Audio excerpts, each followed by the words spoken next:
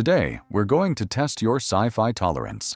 I've got cult movies with cheap effects, strange monsters, questionable ideas, and way more personality than common sense. So, Star Wars fans, and anyone who can't handle sci-fi that looks a little less polished, you had your chance to leave. If you're still here, hold on tight to your lightsabers. We're starting with Space Truckers. If you want Space Truckers summed up in a few words, Dennis Hopper stars, Stuart Gordon directs. Gordon is the same man behind Reanimator and From Beyond, so even though the movie had a modest budget, you can be sure it was used extremely well. And yes, it definitely delivers on the promise of its title, Truckers in Space. It takes place in 2196 on Triton, Neptune's largest moon. Hopper plays John Canyon, an aging independent space freighter pilot who is just trying to stay in business.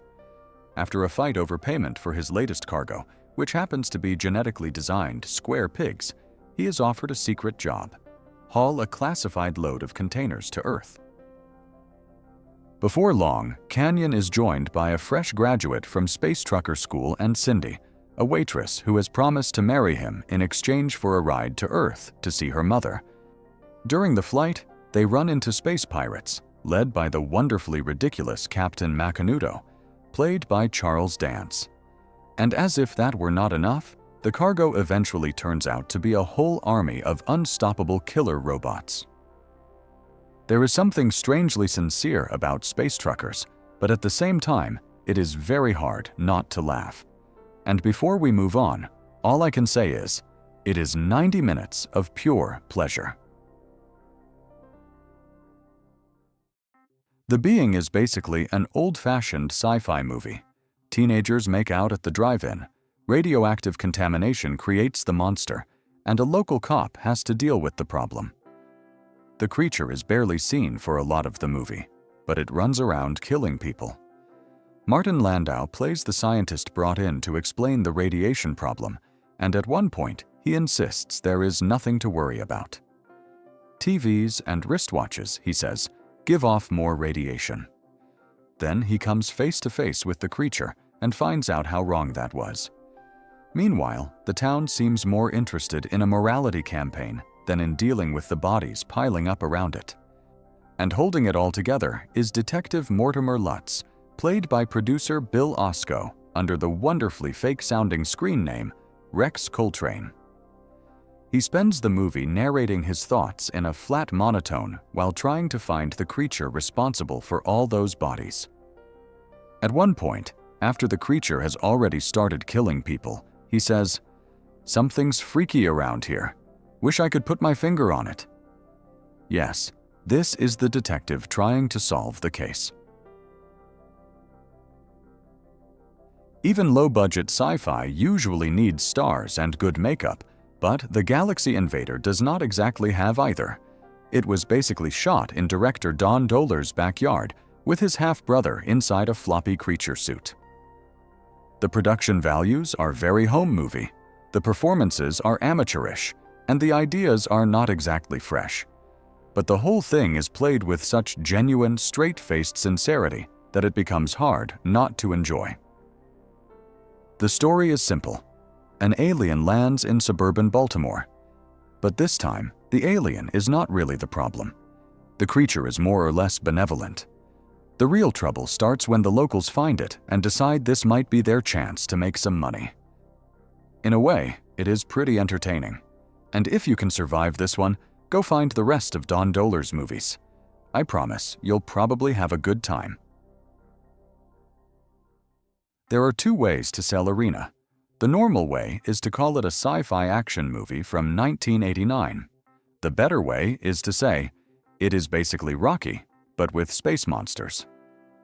The film takes place on an intergalactic space station, where Steve Armstrong works as a diner cook. He is good with his fists, but not exactly good at staying out of trouble.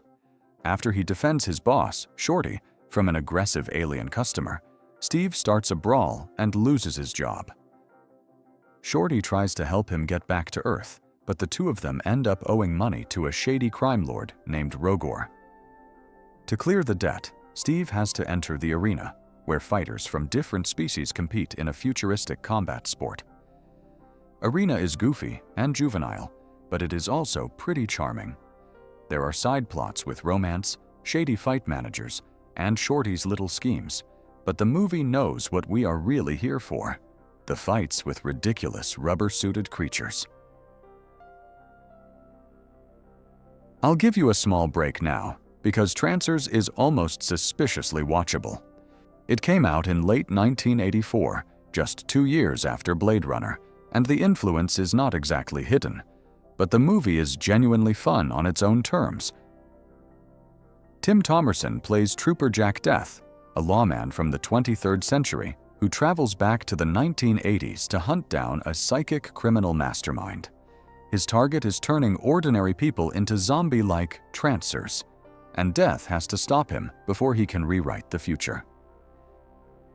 The movie was made for very little money, around $400,000, but it still makes a determined attempt to create a bleak little dystopian world. And somehow, it turned into a 6-film franchise between 1984 and 2002, with Thomerson returning for most of them, plus 2 comic book miniseries. The Lost Skeleton of Cadavra is a different kind of bad movie, because this one is bad on purpose.